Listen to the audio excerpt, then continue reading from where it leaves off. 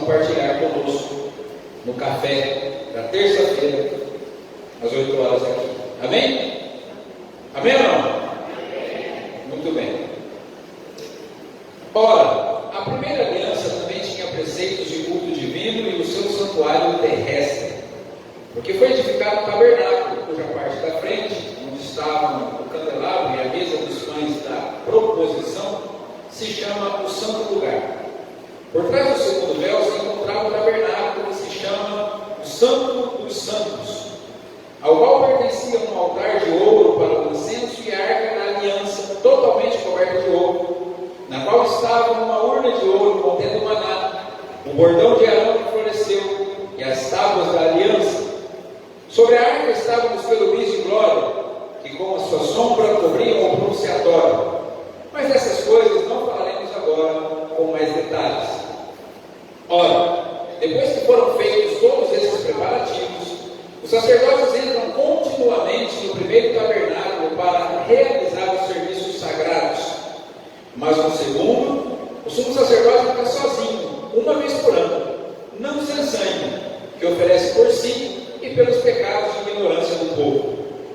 Com isso, o Espírito Santo quer dar a entender que o caminho do santuário ainda não se manifestou, enquanto o primeiro tabernáculo continua erguido.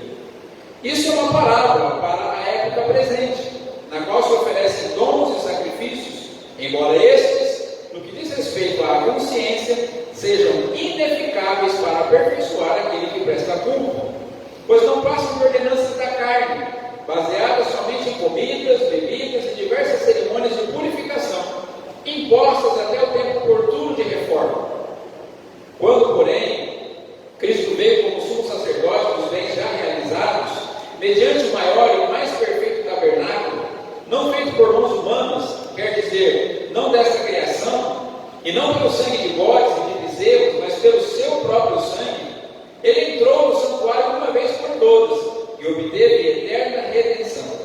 Portanto, se o sangue de bodes e de touros e a cinza de uma novilha, aspergidos sobre os contaminados, os santificam quanto à purificação da carne, muito mais o sangue de Cristo, que pelo Espírito Eterno, a si mesmo ofereceu sem mácula a Deus, purificará a nossa consciência de obras mortas, para servirmos ao Deus vivo. Por isso mesmo, ele é o mediador da nova aliança, a fim de que os que foram chamados recebam a promessa da herança eterna, visto que houve uma morte para a remissão das transgressões que foram cometidas sob a primeira aliança. Porque onde há um testamento, é necessário constatar a morte de quem o fez. Sim, porque um testamento só é confirmado depois da morte de quem o fez, pois de maneira nenhuma o testamento tem força de lei, enquanto ainda vive quem o fez. Por isso, nem a primeira aliança foi estabelecida sem sangue, porque, havendo Moisés proclamado a todo o povo todos os mandamentos, conforme a lei, pegou o sangue dos bezerros e dos bodes, com água, lã tingida de escarlate e sopo, e aspergiu não só o próprio livro, como também todo o povo, dizendo: este é o sangue da aliança que Deus ordenou para vocês. Igualmente também aspergiu com sangue o tabernáculo e todos os utensílios do serviço sagrado. De fato, segundo a lei, quase todas as coisas são purificadas com sangue, e sem derramamento de sangue não há remissão. Era necessário, portanto, que as figuras das coisas que estão nos céus fossem purificadas com tais sacrifícios, mas as próprias coisas celestiais requerem sacrifícios superiores àqueles. Porque Cristo não entrou em santuário feito por mãos humanas, figura do verdadeiro santuário, porém no próprio céu, para comparecer agora por nós diante de Deus. Ele não entrou para oferecer a si mesmo muitas vezes, como o sumo sacerdote entra todos os anos no Santo dos Santos com sangue alheio.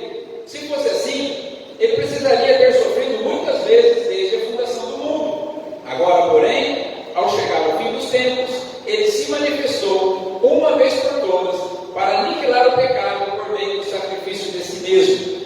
E assim como aos homens está ordenado morrerem uma só vez, vindo depois disso o juízo, assim também Cristo, tendo se oferecido uma vez por todas para tirar os pecados de muitos, aparecerá segunda vez, não para tirar pecados, mas para salvar aqueles que esperam por Ele. Ó Deus, mas desta vez nós queremos clamar por graça e misericórdia.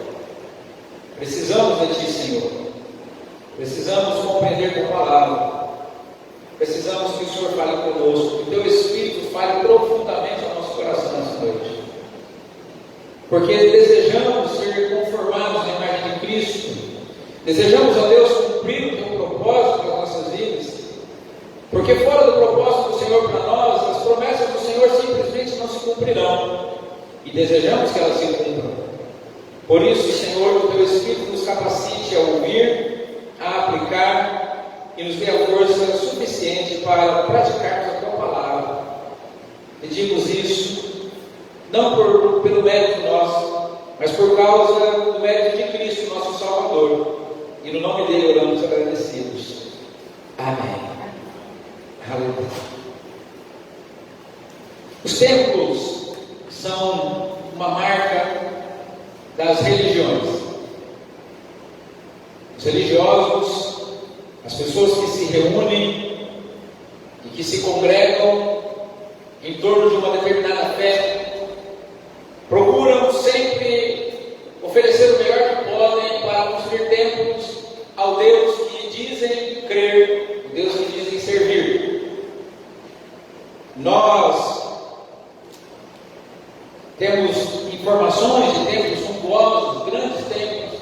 Você já deve ter tido a oportunidade de ver construções maravilhosas, erguidas, como sendo um local de culto, de adoração, de reverência, de exaltação a um Deus que em uma determinada religião crê. Nós estivemos, alguns anos atrás, na cidade de Olinda, em Pernambuco, e tivemos a oportunidade de visitar as igrejas que foram construídas no templo da Polônia. Igrejas com detalhes em ouro, ricamente adornadas, obras extraordinárias, que para hoje seria já uma obra de engenharia muito interessante. Imagina para quase 500 anos atrás, construída pelas mãos dos escravos e dos indígenas, obras extraordinárias. Temos notícia de templos que são construídos de forma suntuosa. Não tive a oportunidade de adentrar, mas visitei por fora o templo chamado Templo de Salomão, que fica lá em São Paulo, no bairro do Brás, Celso Garcia. Não quero entrar no mérito de o porquê foi construído, ou como, ou será se estou a favor ou contra, mas é uma obra extraordinária. Estar diante de uma construção daquela é diferente. Fiquei assim, muito impactado. E é interessante que tem uma igreja do outro lado da avenida, a igreja do pastor Samuel Ferreira, que é uma igreja grande. Nós estivemos lá, passamos em frente à igreja do pastor Samuel Ferreira, a igreja do Brás, a igreja Madureira, uma bela igreja, um belo templo. E aí você atravessa a avenida e vai do outro lado ao Templo de Salomão, e aí você olha aquela obra, aquela construção. Tem um prédio enorme só de estacionamento, seguranças armados em volta, uma obra faraônica, suntuosa. E de lá você olha para a igreja de Madureira, parece que ela fica desse tamanho. É interessante, é impactante.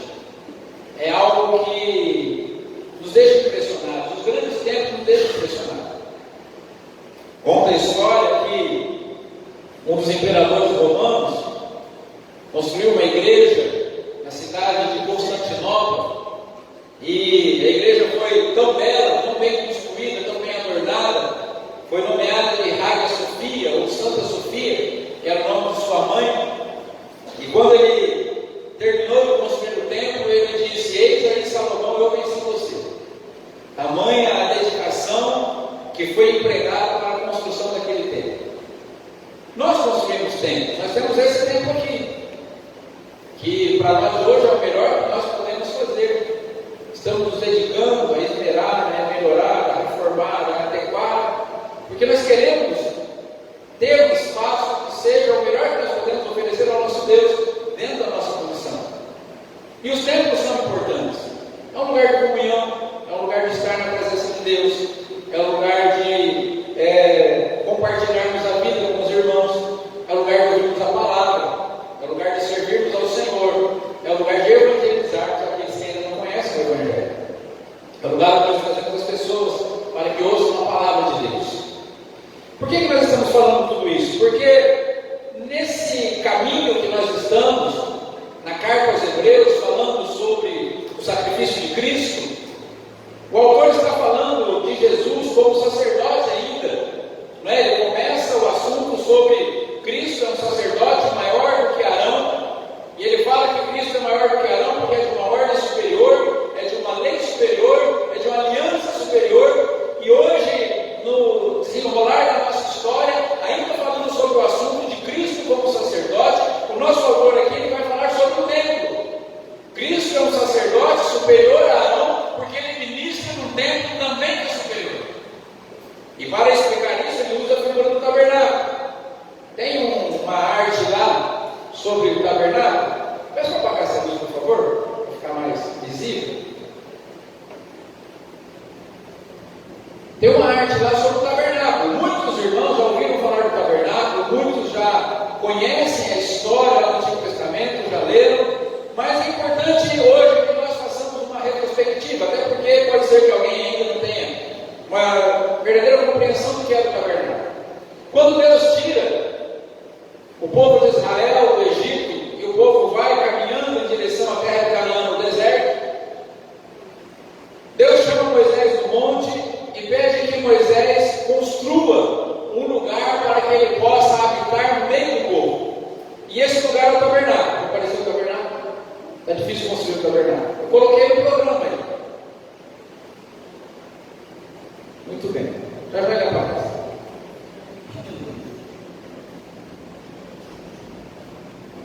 Lá onde estavam as músicas, ele era a última figura. Deus manda que o tabernáculo seja construído. Esse tabernáculo deveria ter um átrio, então era uma construção móvel, uma tenda.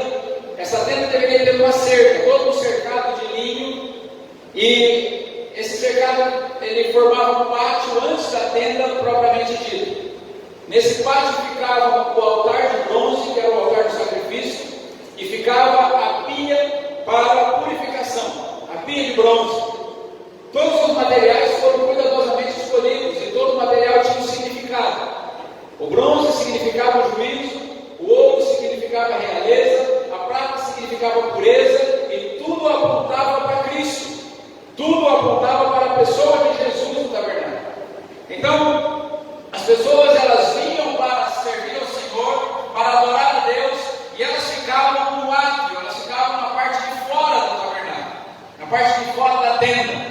Elas não podiam entrar, elas eram obrigadas a ficar naquele ambiente, naquele lugar. Quando Deus estabelece o tabernáculo, a adoração, o culto do povo seria praticado, seria feito, seria exercido somente naquele lugar. Antes da escravidão do Egito, o modelo de adoração a Deus era patriarcal. Então Abraão, ele oferecia sacrifícios em prol de si mesmo, da sua família, em adoração ao Senhor, depois Isaac, depois Jacó, e no Egito também, nós não temos informação se eles continuaram com essa prática, mas cremos que sim, não é? E quando eles vão para o deserto para se tornar uma nação, Deus estabelece o culto. Deus separa a tribo de Levi para ser os sacerdotes e manda construir o tabernáculo. Passando do átrio, ao entrar na tenda propriamente dita, ela era dividida em duas partes. A primeira parte era chamada de lugar santo, como disse o nosso autor aqui no texto que lemos. No lugar santo ficava uma mesa. Nossa mesa era toda revestida de ouro, ela era de madeira de acácia, que representava a humanidade de Cristo, e revestida de ouro, que representava a realeza de Jesus. E sobre essa mesa eram colocados 12 pães, chamados de pães da proposição. E esses pães eram trocados a cada semana, simbolizavam Cristo, que é o pão da vida. E esses pães a cada sábado eles eram trocados pelos sacerdotes que comiam esses pães no lugar santo. Eles se alimentavam do pão da proposição ali naquele santo lugar. Naquele mesmo lugar existia o candelabro, que os judeus chamam de menorá, que é aquele castiçal com 7 lâmpadas, simbolizando Jesus, a luz do mundo, simbolizando também a igreja, que somos o sal da terra e a luz do mundo, juntamente com Cristo. Também no lugar santo ficava o altar de incenso, o altar de ouro, aonde era oferecido o incenso diariamente, que era o símbolo da oração, da adoração do povo de Deus. Se você observar o texto que nós lemos, o autor coloca o altar de incenso no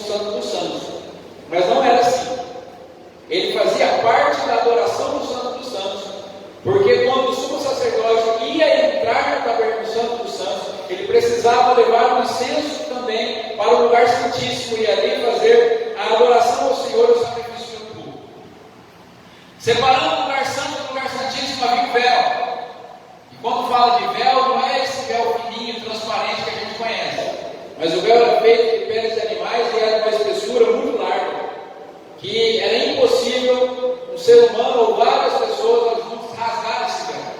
Era uma obra, uma cortina muito pesada, que era suspensa em ganchos e em estacas, e ele separava o lugar santo do lugar santíssimo. No lugar santíssimo ficava a arca do testemunho, a arca da aliança. Essa arca era um baú de madeira, dentro dela estavam as leis de Deus, os 10 mandamentos. Finalmente apareceu. Muito bem. Aquele ali é o modelo do tabernáculo. Vocês estão vendo lá o altar, a pia, o átrio e a tenda propriamente dita. Nesse lugar santíssimo, a arca da aliança ficava lá. Dentro dela, as pedras escritas dos 10 mandamentos, as tábuas da lei, onde Deus escreveu a lei para todo o povo. Dentro dessa arca ficava um pote com uma porção do maná, que era memorial de que Deus sustentou o seu povo no deserto. E também ali tinha a vara de Arão. Quando a gente lê o livro do Êxodo, houve uma discussão entre o povo, que eles queriam saber por que Arão tinha que ser o sumo sacerdote. E aí então Moisés convocou todos os líderes, os levitas, e cada um apresentou um cajado, e eles oraram ao Senhor para que o Senhor respondesse qual deles tinha que ser o sumo sacerdote. E no dia seguinte, o cajado de Arão, uma vara seca, tinha florescido e produzido frutos. E eles colocaram essa vara de Arão dentro da arca como testemunho do sacerdócio, que seria da família de Arão, o sumo sacerdócio para toda a posteridade. Então, sobre essa arca era colocada uma tampa, um propiciatório de ouro puro, com 2 querubins com suas asas estendidas. No lugar santo, os sacerdotes entravam todos os dias para ministrar. Eles tinham que manter as lâmpadas acesas e o altar do incenso constantemente queimando incenso ao Senhor. Os sumos sacerdotes, os sacerdotes entravam todos os dias. O povo não entrava, o povo ficava naquela parte de fora. O povo adorava a Deus de longe, somente naquele lugar. E uma vez por ano, o sumo sacerdote, no dia do Yom Kippur, no dia do perdão, ele precisava adentrar no Santo dos Santos, no lugar santíssimo. Era a única pessoa autorizada a entrar. E ele, uma vez por ano, fazia isso para oferecer o pecado, oferecer o sacrifício pelo seu próprio pecado, e também oferecer o sacrifício pelo pecado involuntário do povo. Quando o povo pecava voluntariamente, quando o povo cometia um pecado e sabia que tinha feito alguma coisa errada, eles precisavam oferecer sacrifício pela culpa, sacrifício pelo pecado. Eles ofereciam até sacrifício por aquilo que cometeram involuntariamente. E eles tinham consciência disso. Mas aquele povo, assim como nós hoje, nós cometemos pecados, nós não temos nem consciência de que pecamos. Então, uma vez por ano, o sumo sacerdote ele adentrava no Santo dos Santos. Ele oferecia o sacrifício por si mesmo, e aí depois ele se purificava, tirava as suas vestes suntuosas, as suas vestes de sumo sacerdote, e vestindo apenas uma roupa simples de linho, ele adentrava o Santo dos Santos, e ali no propiciatório, ele oferecia o sacrifício pelo pecado involuntário do povo. E quando ele saía do tabernáculo, o povo sabia, quando ele saía do Santo dos Santos, que o pecado foi perdoado, e aí eles celebravam e agradeciam o Senhor. Esse foi o culto estabelecido no deserto. Esse foi o culto estabelecido por Moisés. É assim que eles adoravam o Senhor, na época da antiga aliança. Esse era o templo. Passado o tempo de peregrinação, passado o tempo dos juízes, passado o primeiro reinado, o reinado de Saul, no meio do reinado de Davi, quando Davi estava para concluir seu reinado, ele decide construir um templo ao Senhor. Porque ele estava morando num palácio feito de cedro e a arca do Senhor estava embaixo de uma tenda. Aquela tenda que ele construiu para trazer a arca da casa de Abinadab, da casa de Obed-Edom e colocar debaixo daquela tenda. Já viu? Sim? Pode deixar assim. Muito bem. Mas o Senhor não permite que Davi construa o templo. E no reinado de Salomão o templo é construído. No deserto, estima-se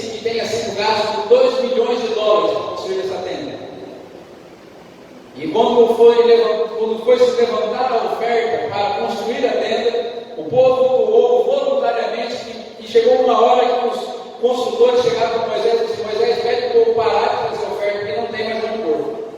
E o que foi arrecadado já é mais do que o suficiente. Então Moisés disse: por favor, pare de trazer a oferta, porque já tem mais do que o suficiente. Mas depois do reinado de Davi para o reinado de Salomão, Davi faz todo o projeto do novo templo, ele faz a planta, ele coloca no papel tudo aquilo que deveria ser feito, ele doa do seu próprio tesouro, não é? Uma grande parte para a construção do templo. O povo também traz doações, os amigos de Davi também doam bens para a construção do templo, de forma que Salomão constrói um templo suntuoso para o Senhor, todo revestido de ouro por dentro, conforme esse mesmo modelo, conforme essas divisões. Havia o átrio, havia o lugar santo, e havia o lugar santíssimo no templo também, e o véu separando as duas partes. E eles adoravam o Senhor naquele tempo, até que os babilônios vêm e destroem o templo. No final do reinado do rei Zedequias, os babilônios invadem Jerusalém e destroem completamente aquele templo. O templo é reconstruído depois do cativeiro por Zorobabel, de forma muito mais modesta, muito mais simples. Quando eles reconstroem o templo, diz a palavra do Senhor que o povo chora muito, porque aqueles que viram o primeiro templo estavam tristes porque o templo era tão pequeno, tão simples, diante do templo majestoso que tinha sido derrubado. E aqueles que não conheciam o templo antigo choravam de alegria, porque agora tinham um templo de adoração do Senhor. Era um misto de alegria e tristeza no meio do povo. Mas nesse episódio nós temos aquele verso que nós repetimos tantas vezes, dizendo assim: alegrem-se porque hoje é dia de alegria, porque a alegria do Senhor é a nossa força. Louvado seja o nosso Deus. O grande Herodes o Grande, ele reforma esse templo, ele amplia e transforma ele numa obra muito mais interessante, muito mais suntuosa, que é o templo que existia nos dias de Jesus, em que os discípulos chegam e olham para Jesus e dizem: olha, Senhor, olha esse templo, que maravilha, olha que construção, olha que alicerces. E Jesus olha para eles e fala assim: não ficará pedra sobre pedra, tudo será derrubado. E no momento em que o autor aos Hebreus está escrevendo essa carta, esse templo ainda está de pé, mas ele realmente vem a ser destruído no ano 70 da era cristã, quando os romanos entram em Jerusalém, expulsam os judeus, destroem a cidade e derrubam um templo, do qual existe apenas uma pequena parte hoje, chamada de Muro das Lamentações. Por que nós estamos dizendo tudo isso? Porque, assim como aquele povo, nós também temos a prática de adorar no templo, mas nós podemos cair no engano de achar que a adoração é algo simplesmente mecânica, feita num tempo como esse. Podemos cair no engano de acharmos que a adoração a Deus não se faz no templo. Então, há pessoas que chegam ao extremo de achar que não precisam mais ir ao templo, porque agora eu sou a igreja, e aonde eu estiver eu sou a igreja, eu não preciso estar no templo. E há outras pessoas que usam o templo como se o templo fosse a maneira como eles se relacionam com Deus e aquilo que é importante. E os hebreus estavam querendo voltar para a antiga aliança. Lembrando que, via de regra, a maioria dos textos bíblicos são direcionados aos crentes, ao povo de Deus. São poucos os textos bíblicos, talvez minoria absoluta, que é direcionado a pagãos, a pessoas que não conhecem o Evangelho, pessoas incrédulas. Então esse texto aqui, como vários outros das Escrituras Sagradas, são textos direcionados a cristãos, a pessoas que creem em Deus, a pessoas que foram tocadas e aceitaram o desafio de andar com o Senhor. E o autor dos Hebreus aqui está falando com a igreja, aqueles irmãos que, tendo aceitado a Cristo, agora querem voltar para o judaísmo, para as antigas práticas, para o sacrifício do templo. E o autor aos Hebreus, ele está dizendo que, olha gente, por que vocês querem voltar ao antigo sacerdócio? O antigo sacerdócio era uma bênção, serviu no tempo dele, mas agora nós temos um sacerdote superior, e o nosso sacerdote é superior porque ele é de uma ordem superior. Ele não é da ordem de Arão, mas é da ordem de Melquisedeque. Vocês querem voltar ao sacrifícios antigos, porque aquele sacerdócio antigo era como uma lei carnal, uma lei cerimonial. A lei agora está gravada no nosso coração. Por que vocês querem voltar para o antigo sacrifício, em que a aliança era feita de forma física, sendo que agora nós podemos ter uma aliança espiritual, uma aliança superior? E agora aqui ele fala assim: por que vocês querem voltar ao sacrifício do templo? Por que vocês querem voltar à adoração do templo terreno? Quando na verdade nós temos um templo muito maior agora e muito superior, no qual podemos adorar, que é o templo celestial, aonde Cristo adentrou.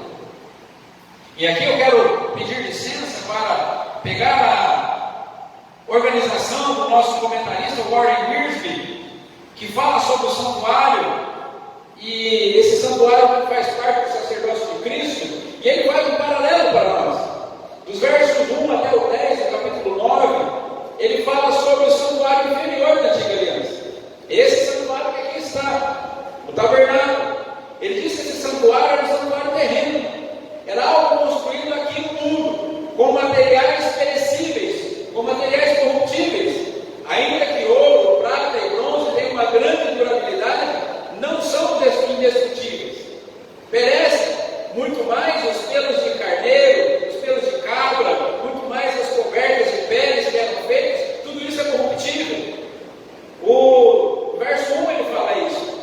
No verso 2 ao verso 5, ele fala que esse santuário, embora muito bem adornado, embora muito bem feito, como disse aqui, num custo estimado de $2 milhões hoje, $2 milhões hoje para construir agora na igreja.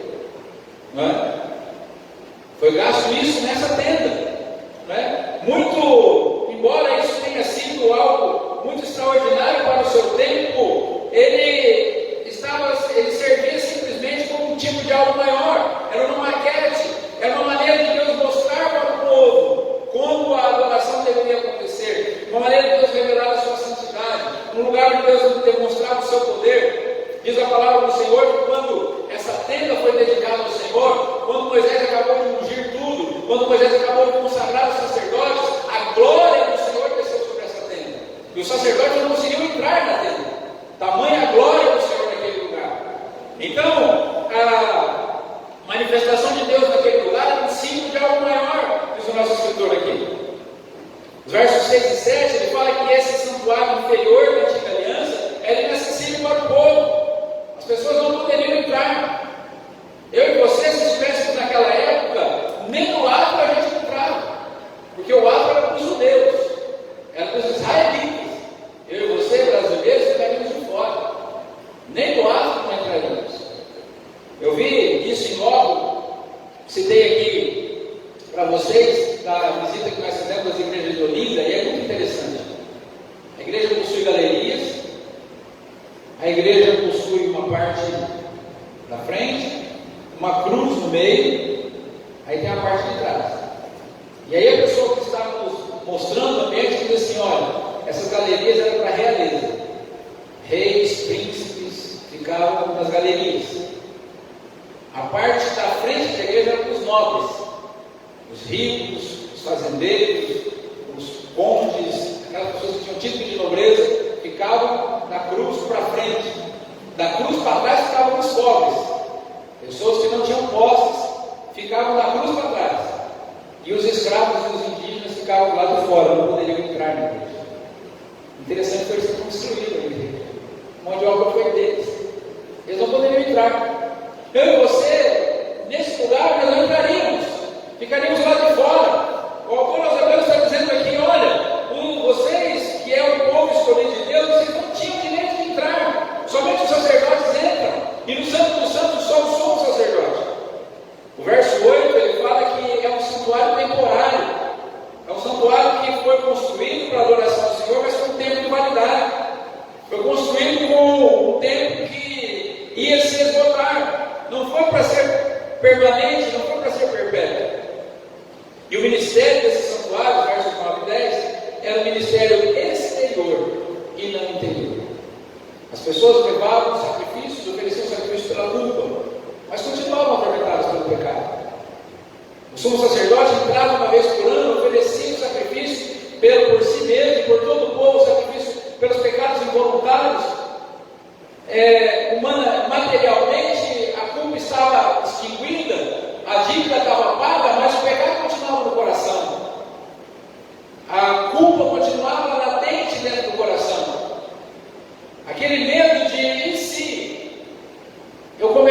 pecado daqui para frente, antes do próximo Yom Kippur, e não consigo o perdão de Deus, eu não sei se o pecado foi coberto ou não.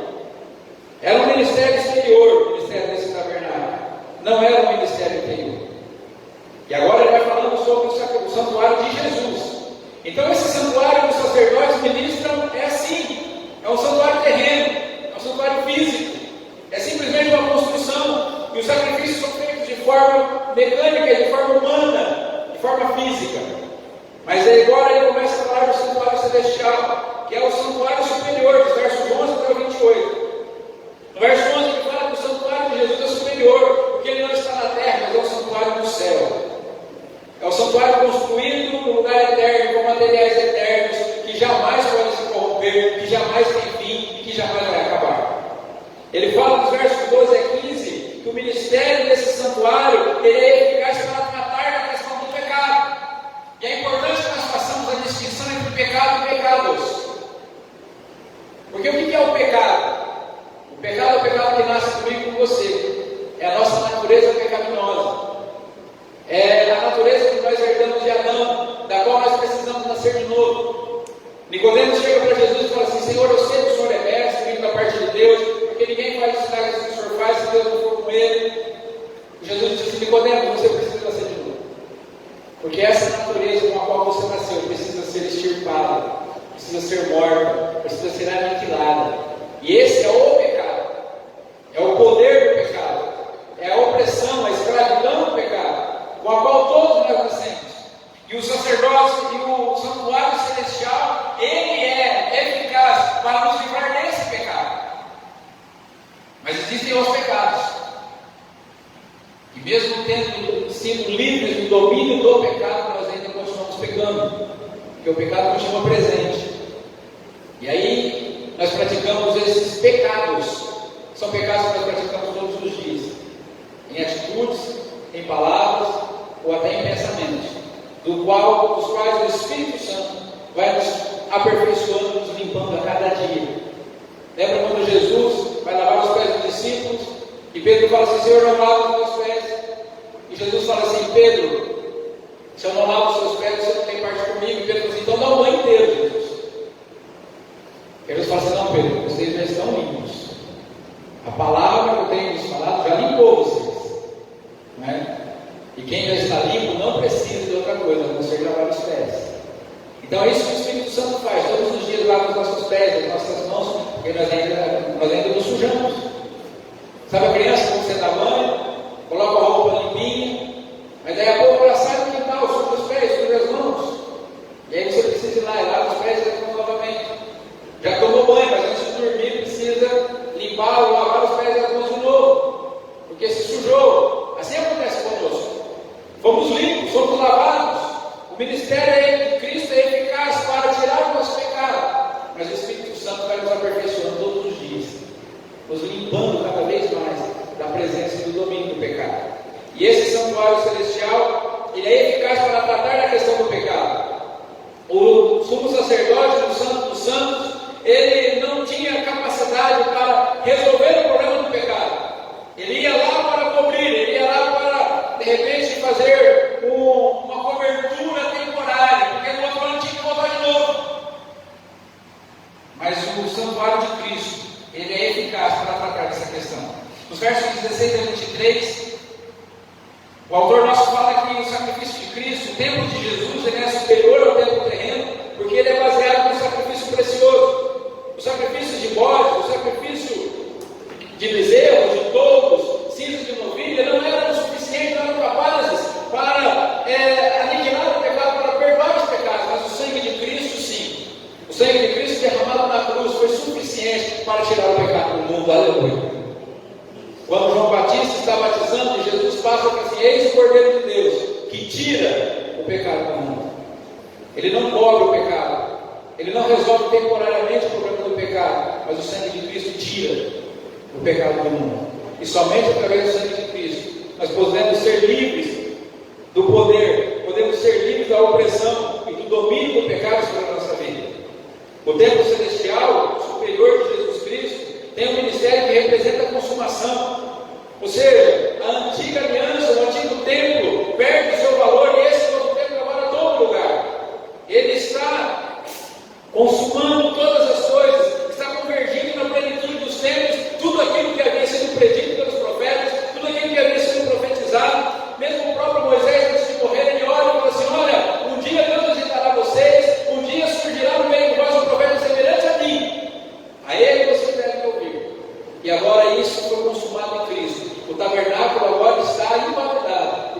tabernáculo verdadeiro, superior do céu, onde a obra de Cristo é consumada. Aleluia.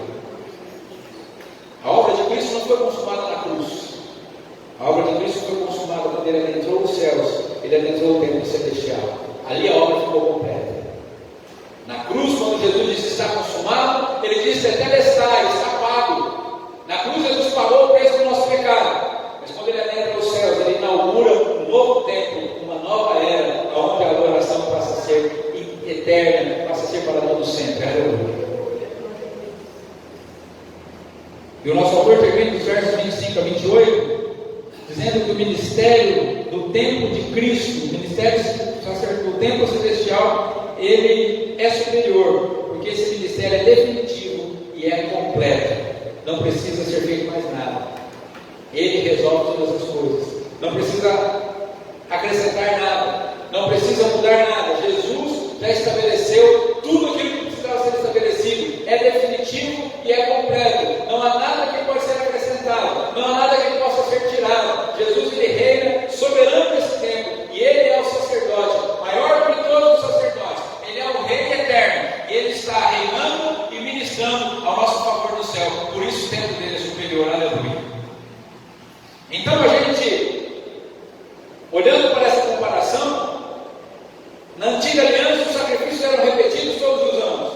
Na nova aliança foi oferecido um único sacrifício, o sacrifício de Cristo na cruz. Na antiga aliança, o sacerdote oferecia o sangue de outros, das vítimas, dos animais. Cristo ofereceu o seu próprio sangue. Na antiga aliança, o pecado era apenas coberto. O sangue dos sacrifícios não perdoava os pecados. O pecador que oferecia sacrifício não era perdoado, o pecado era coberto. A conta não era paga, a conta era suspensa. Sabe quando você tem uma dívida e não tem como pagar? Você fala para a pessoa assim, ó, segura aí. E no momento oportuno, eu vou acertar. Eu vou resolver a situação. Eu vou acertar essa conta, no momento oportuno. Se eu não puder acertar, alguém vai acertar por mim. Era isso que acontecia na antiga aliança. Os pecados eram cobertos. A ira de Deus não vinha sobre o povo, porque quando Deus olhava para o povo, Ele via no meio da fumaça, no Santo dos Santos, apenas o sangue das vítimas colocadas ali. E a ira de Deus era aplacada. O pecado ficava suspenso. A dívida ficava suspensa. Até que ela deveria ser paga. E o ser humano não poderia pagar, mas Cristo pagou. Porque agora, nessa nova aliança, o pecado não é suspenso, mas o pecado ele é aniquilado. Jesus é o Cordeiro de Deus, ele tira o pecado do mundo. Aleluia. Na antiga aliança, o templo era só para Israel, mas agora o templo é por todos os pecadores. A ministração do templo é por mim e é por você também, mesmo não sendo israelitas, mesmo não sendo judeus, a porta da salvação foi aberta para todos nós. Esse templo foi aberto para todos nós. Na antiga aliança, o sumo sacerdote saía do Santo dos Santos. Na nova aliança, Cristo adentrou os céus, aonde permanece, de onde reina todo o universo e de onde virá para nos buscar. Aleluia. Na antiga aliança, o sumo sacerdote saía do Santo dos Santos, saía para fora da tenda, e ali ele abençoava o povo, depois de ter tido o sacrifício aceito.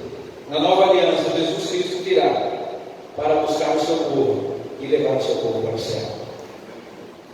Então, queridos, é importante que eu e você queiramos servir ao Senhor, adorar a Deus num tempo como esse, mas não achar que é aqui que a adoração acontece.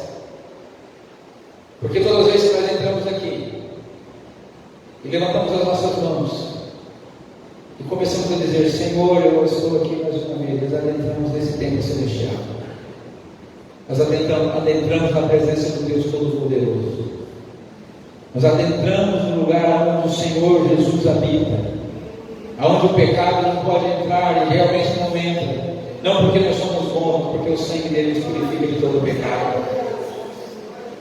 E a adoração ela não acontece mais de forma física, ela não acontece com artefatos materiais, ela não acontece com coisas palpáveis, mas ela acontece em espírito e em verdade. Porque os olhos do Senhor estão procurando aqueles que assim o adoram. E importa que cada um de nós adore o Senhor em espírito e verdade. Aqueles irmãos hebreus estavam querendo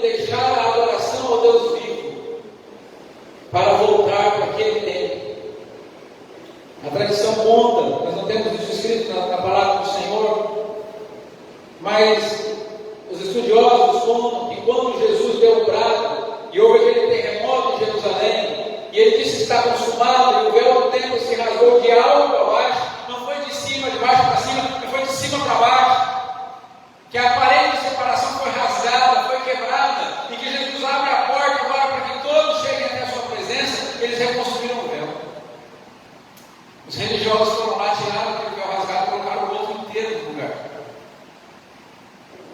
Porque a obra de Cristo não fazia sentido para eles.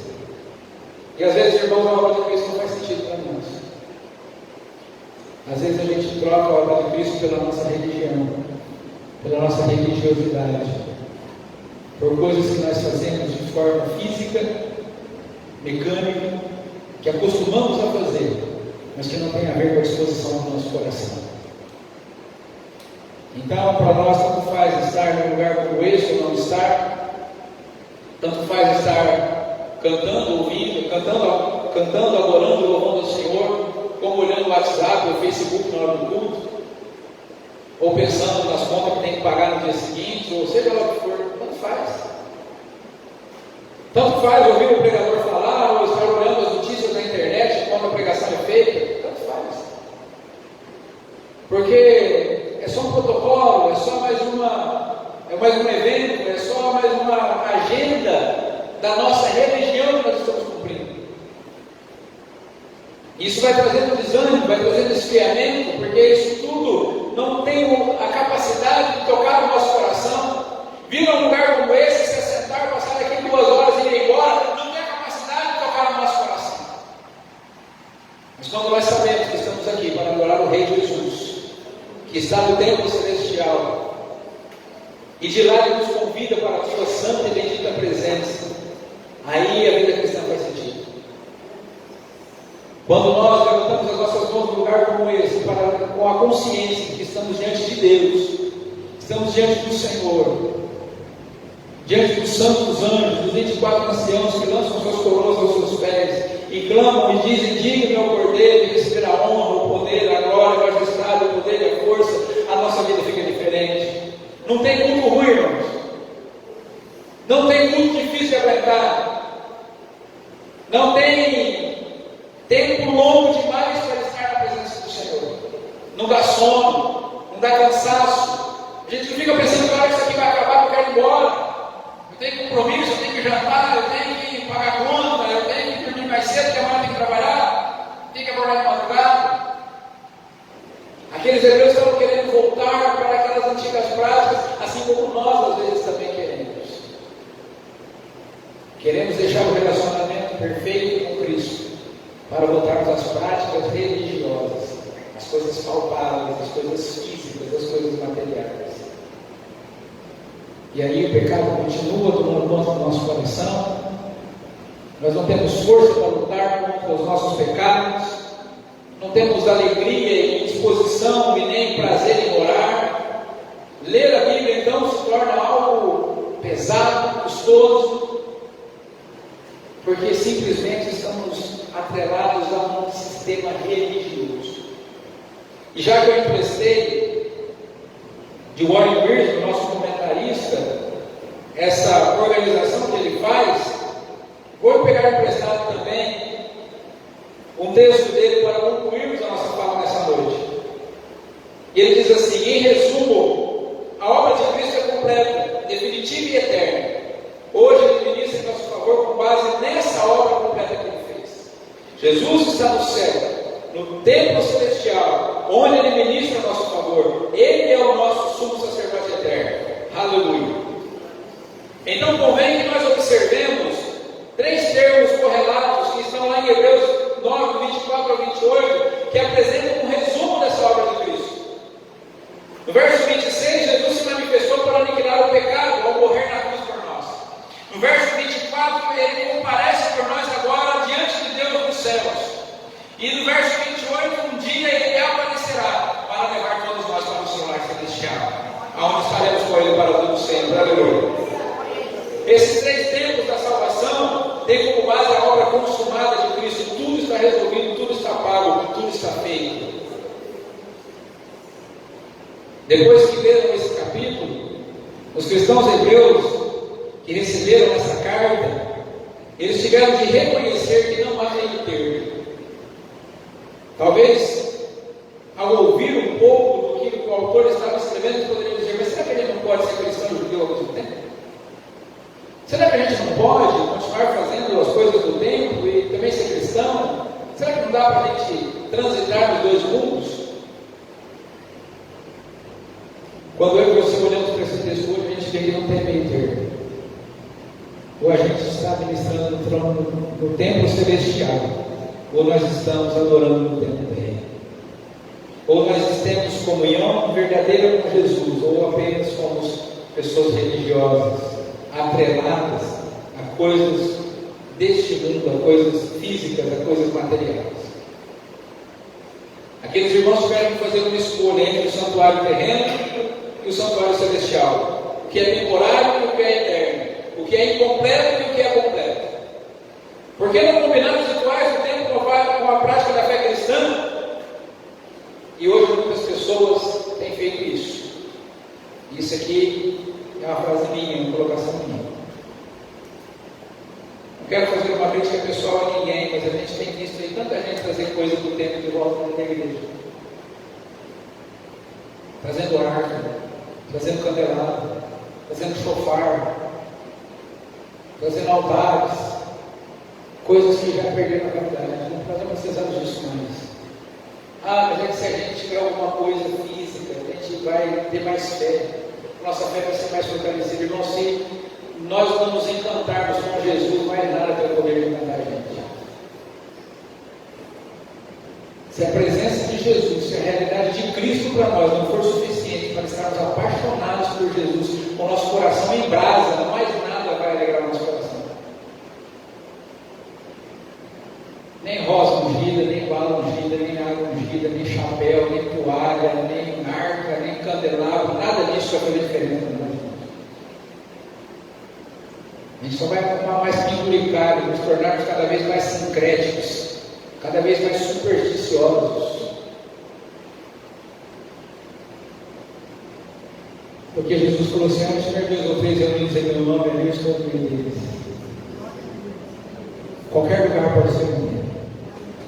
Nós temos esse templo aqui, louvado seja Deus por isso, mas se não tivéssemos, poderíamos adorar a Senhor da mesma forma.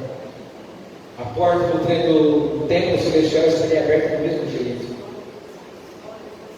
Porque não é aqui, não é em Jerusalém que se adorarão ao Pai, mas é aqueles que adoram o Espírito em verdade. Aqueles irmãos que iam retornar, talvez quisessem ficar com o melhor de cada religião, e por que não poderiam? Não poderiam, porque para isso eles teriam que fazer concessões indevidas e se recusarem a carregar em si a vergonha de Cristo, conforme vamos ver lá em Hebreus 13:13, carregaram a vergonha para fora do arraial. Lá na antiga aliança, lá no antigo tabernáculo, eles precisavam levar o bode expiatório até o deserto. Todo mundo via o pecador carregando o bode, passando vergonha por causa do seu pecado. Jesus fez isso no nosso lugar, irmãos. Ele saiu para fora do arraial levando a vergonha. Então, nós precisamos entender que o santuário cristão está no céu, o nosso Pai está no céu, o nosso Salvador está no céu, a nossa cidadania está no céu, conforme Filipenses 3:20. Nossos tesouros devem estar no céu, Mateus 6:19. E a nossa esperança está no céu. O verdadeiro cristão vive pela fé, e não de acordo com o que pode ver. Não importa o que venha acontecer na terra, irmãos. O cristão, eu e você, podemos permanecer confiantes, pois tudo está resolvido no céu. Louvado seja o Senhor por isso. A vida cristã é um convite à adoração no céu. Eu acho que quando nós conseguimos entender isso, nosso culto muda. Porque quando a gente adentrar num lugar como esse, quando esse culto vai começar, nós levantarmos as nossas mãos, e quando a pessoa que vai dar início ao culto, os irmãos vão ficar em pé, vamos entrar na presença de Deus. Eu e você saberemos que é mais que nós estamos. Nossos pés estão aqui, nosso coração está lá, e o nosso pensamento vai estar lá, e os nossos olhos estarão lá. Pode cair chuva de facão lá fora que a gente não vai nem perceber. Pode estar frio, estar calor, estar chovendo, estar sol. Pode ter conta no outro dia para pagar, pode ter problema, pode ter dor, pode ter enfermidade, tudo isso desaparece. O ministro do louvor pode ser ruim, pode ser desafinado, pode tocar mal, não faz diferença. O pregador pode ser fraco, ter pouco conhecimento, como esse aqui, não vai fazer diferença, porque eu estou ouvindo a voz de Deus. E Ele está falando diretamente ao meu coração. Eu estou como Maria, sentada nos pés do Senhor, vidrada naquilo que Ele está dizendo. Deixa a Marta se virar do serviço, porque eu quero a melhor parte. Eu vim para ouvir Jesus falar. Se a gente percebe isso, nós muda. A vida muda. O peso da culpa vai embora. O Espírito Santo enche o nosso coração. E a gente sai daqui com esperança. A gente para com esse negócio de ficar avaliando o culto, dando nota para o pastor, criticando a mensagem, criticando a música, criticando o louvor, criticando o músico, olhando para a roupa de um, para a roupa do outro. Se o outro está gordo, se está magro, se está feio, se está bonito. A gente não percebe nada dessas coisas mais. E quando alguém pergunta assim, como é que foi o culto? Assim, eu estive na presença do meu Senhor. Eu estive com Jesus. Eu estive com o Senhor. Diante de tudo isso, irmãos, a gente precisa decidir que santuário que nós queremos frequentar. Qual templo que nós queremos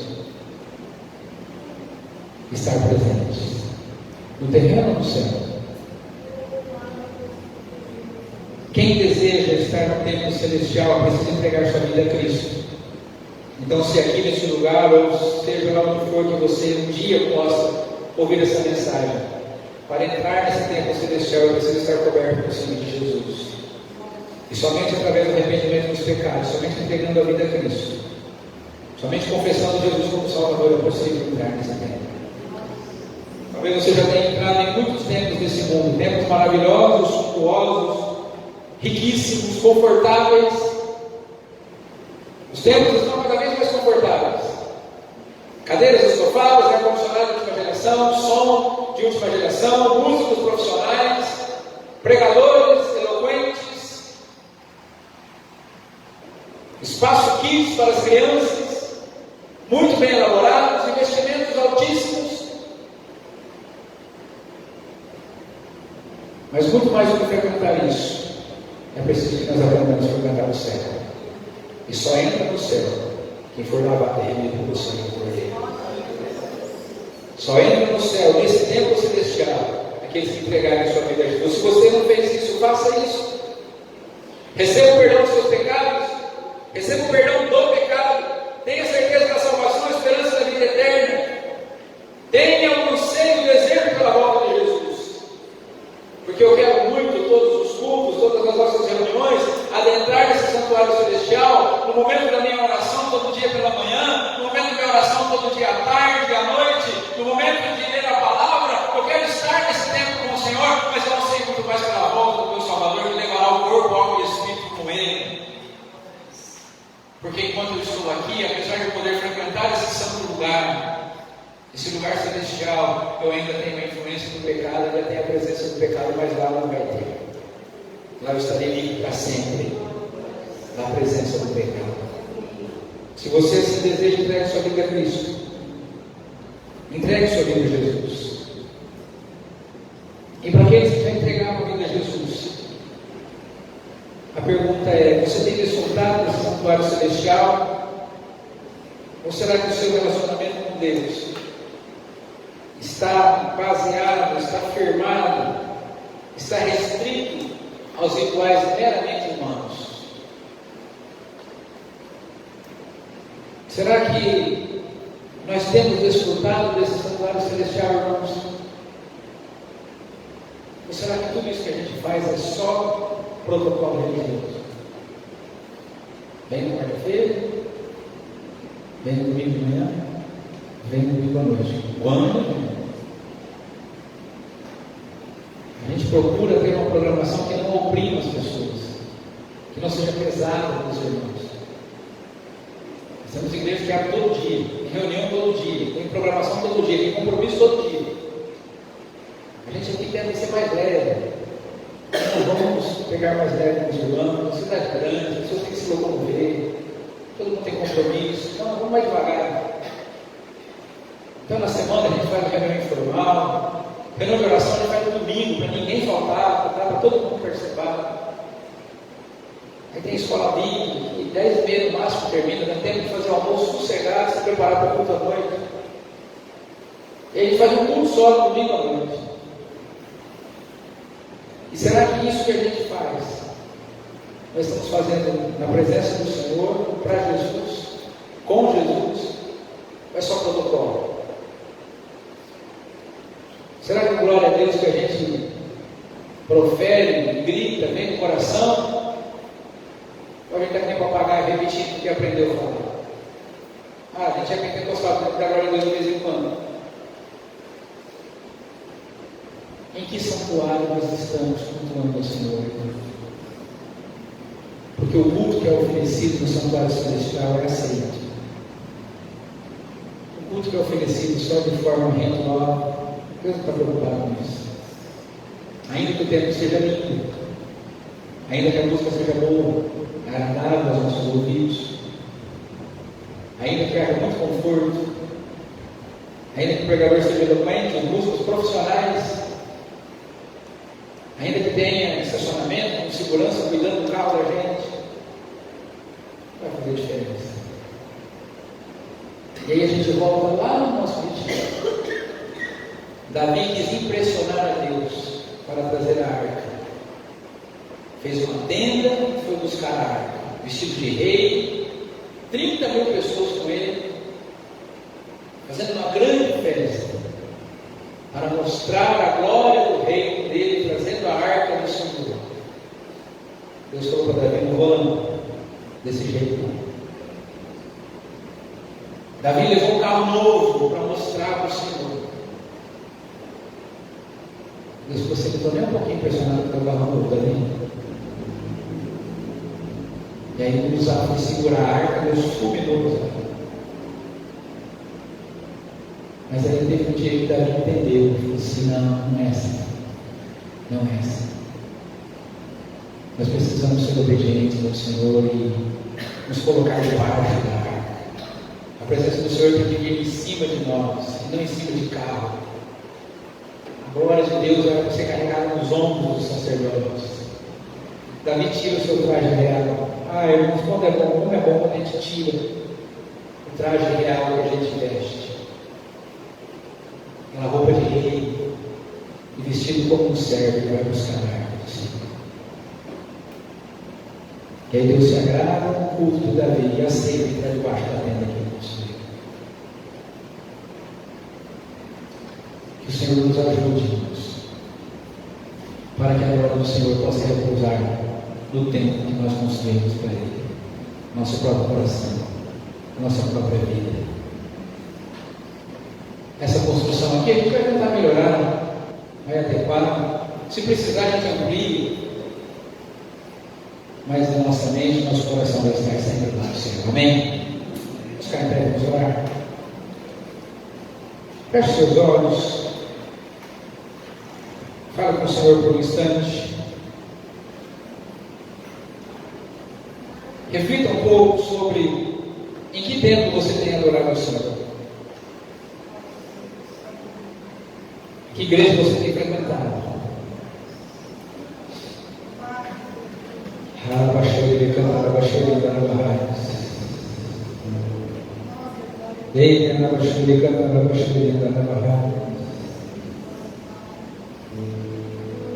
Senhor, o Senhor nos chamou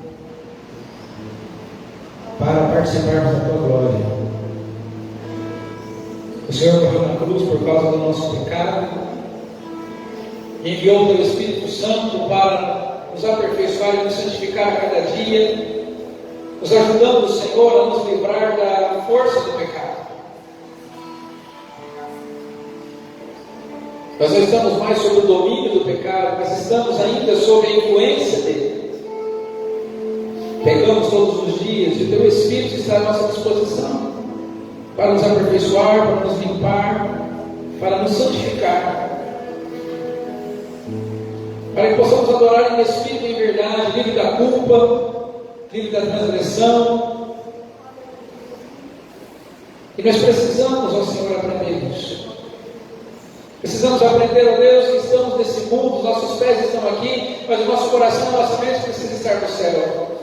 Nesse santuário perfeito, esse santuário superior que o Senhor inaugurou para nós. Ao subir aos céus e adentrar na majestade e ocupar esse trono de glória onde o Senhor está, de onde o Senhor vive e reina para sempre. De onde o Senhor virá para nos buscar um dia, Senhor. Ó Deus, não deixe, ó Deus amado, que a nossa fé se torne simplesmente ritual. Senhor, nós sabemos que para adentrar nesse lugar celestial, nesse lugar de adoração verdadeira, somente aqueles que são lavados e remidos pelo sangue do Cordeiro. E aqueles que ainda não fizeram isso, que ainda não entregaram a vida ao Senhor, não se arrependeram do seu pecado, que possam ter essa oportunidade, possam aproveitar essa oportunidade hoje, de entregar a sua vida ao Senhor, terem os seus nomes escritos no livro da vida, Pai.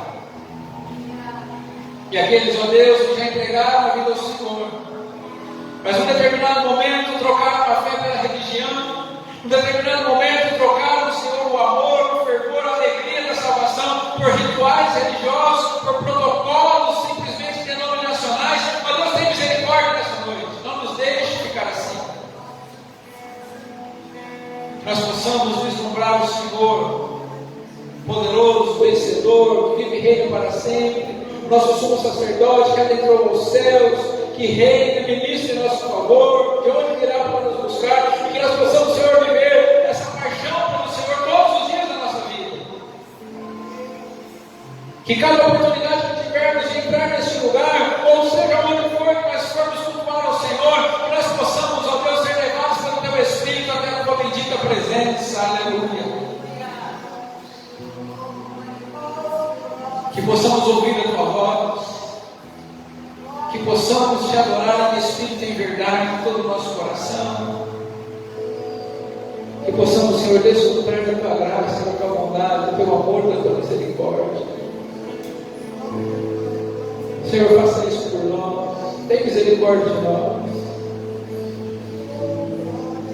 Não queremos voltar para o antigo tabernáculo, para antigas práticas.